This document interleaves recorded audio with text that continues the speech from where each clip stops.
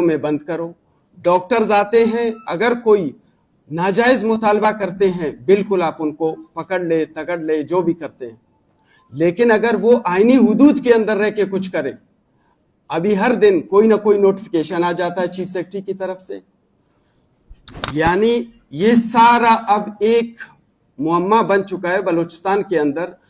جو student politics بالکل اس کے اوپر بین لگ چکی ہے, ٹریڈ یونینز ان کے اوپر بین لگ چکی ہے, سیاسی جماعتوں کا عالم یہ ہے کہ وہ باہر نکلنے نہیں دیا جاتا ہے. عوامی نیشنل پارٹی نے ایک احتجاجی مظاہرہ رکھا جس کے اندر ڈاکٹر مانور ناصر کے ساتھ اور بلوچستان کے حالیہ واقعات کے اوپر ایک پریس کلب کے سامنے احتجاجی مظاہرہ تھا. پوری بلوچستان کی پولیس کو ادھر کھڑا کر دیا گیا اور ان کو وہاں پہ ایک نعرے مارنے کی اجازت نہیں.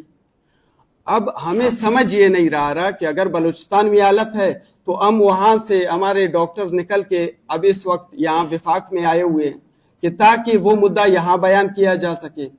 اب مسئلہ یہ ہے کہ یہاں پر بھی کہتا ہے کوئی بل پاس ہوا ہے, نہ آپ احتجاجی کیمپ لگا سکتے, نہ آپ کوئی احتجاج کر سکتے ہیں. ایک جگہ کا بتایا ہم نے تو نہیں دیکھا ہے کہ آپ وہاں پہ چلے جائیں, کوئی پارک ہے اس میں کسی کونے میں جا کے بیٹھ جائیں. ہم نے کہا یہاں سے کہہ رہے کوئی 30-40 کلومیٹر کے 50 کلومیٹر کے فاصلے پر ہے, آپ وہاں پہ جا کے بیٹھ جائیں.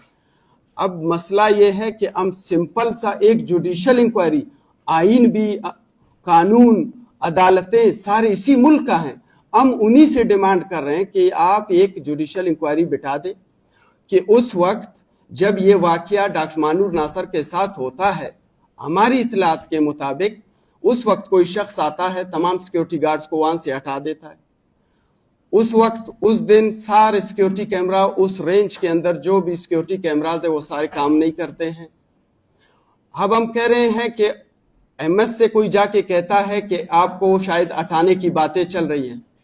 ایم ایس کی طرف سے ایم ایس کہتا ہے اگر مجھے ہٹایا جائے گا تو میں منسٹر کا نام دوں گا.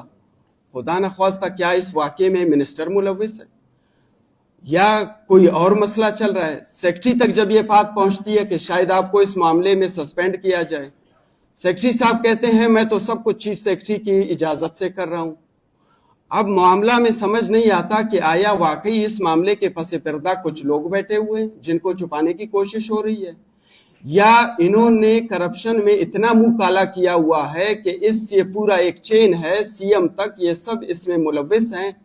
قانون تو ہے نہیں, آئین کو یہ مانتے نہیں ہیں, ماردار تو چل رہی ہے. اب یہ سب کو اکٹھا کر کے ایک جمگٹا, ایک جم غفیر بلوچستان کے اوپر مسلط کر دیا گیا ہے, اور اس کا کام کرپشن کے سوا کچھ نہیں.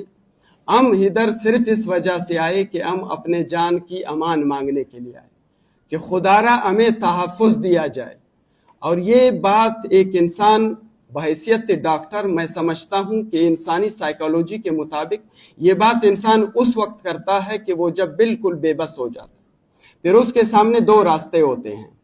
ایک, اگر میری طرح کمزور انسان ہوگا وہ اس کو اپنا نصیب اور اس کو ایک غلامی سمجھ کے قبول کر لے گا اور چپ بیٹھ جائے گا, جو ہو رہا ہے اس کو سہنے کی کوشش کرے گا اور اللہ سے صبر مانگے گا.